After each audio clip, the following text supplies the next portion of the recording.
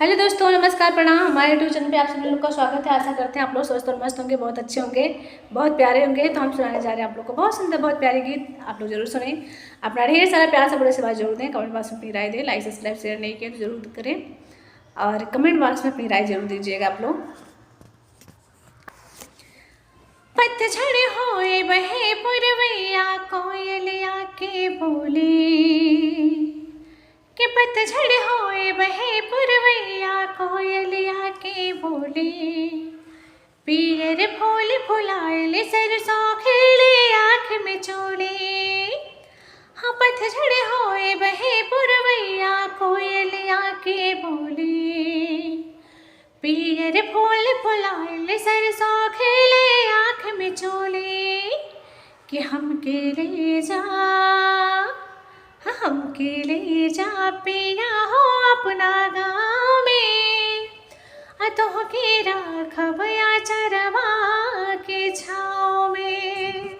हमके ले जा पिया हो अपना गाँव में, अतोह के राखब चरवा के छाँव में। हमके ले जा, हमके ले जा पिया हो अपना गाँव में, तोहके राखब चरवा के छाँव में। इठला के बल खा के चुनरी सर से हाय सरक जाला, इठला के बल खा के चुनरी सर से हाय सरक जाला। पिया मिलन के आस में गगना खन से कबो खनक जाला। हाँ, पिया मिलन के आस में गगना खन से कबो खनक जाला। होठ के लाली माथ की बिदिया हिया में आस जगावेला, होठ के लाली माथ की बिदिया हिया में आस जगावेला। अकेले बा सिंगारे बलवा नैना हाल बतावेला, कैले बा सिंगारे बलवा नैना हाल बतावेला। कि पायल छन के, हाँ पायल छन के बतावा कहिया पावे, हमके ले जा, हमके ले जा पिया हो अपना गाँव में। पायल छन के, हाँ पायल छन के बतावा कहिया पाँव में, अतोह के राखब चरवा के छाँव में।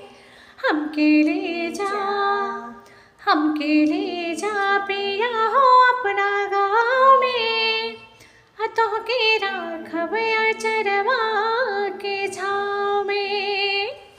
डोली कहिया लेके अइबा कव्वा जी सहनाई, हाँ डोली कहिया लेके अइबा कव्वा जी सहनाई। कहिया बेटी से जुबरतिया आवताय अंगड़ाई, हो कहिया बेटी से जुबरतिया आवताय अंगड़ाई। जोड़ के गजड़ा महकता राज के बात बताई, हाँ जोड़ के गजड़ा महकता राज के बात बताई। और पिया सिवाई है अंगनमा खुद के आस धराए, होत पिया सिवाई है अंगनमा खुद के आस धराए। कि जिनकी काटा, हाँ जिनकी काटा पेरतिया के नावे, हाँ तोह के राखब चरवा के छाँव में। हमके ले जा, हमके ले जा पिया हो अपना गाँव में, तोह के राखब चरवा के छाँव में। हमके ले जा, आप पतझड़ होए बहे पुरवैया कोयलिया के बोली, पियर फूल फुलाए सरसों खेले आँख में चोले।